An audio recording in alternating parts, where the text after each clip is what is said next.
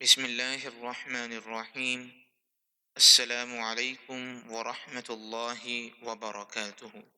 حضرت ابن سیرین رحمۃ اللہ علیہ نے فرمایا ہے کہ اگر کوئی شخص خواب میں دیکھے کہ بکری کا گوشت کا ٹکڑا کھاتا ہے تو دلیل ہے کہ جس قدر کھایا ہے اسی قدر نعمت ملے گی، اور اگر دیکھے کہ گائے کے گوشت کا ٹکڑا کھایا ہے تو دلیل ہے کہ کھانے کے مطابق اس کے لیے اس سال میں نعمت کی فراخی ہوگی۔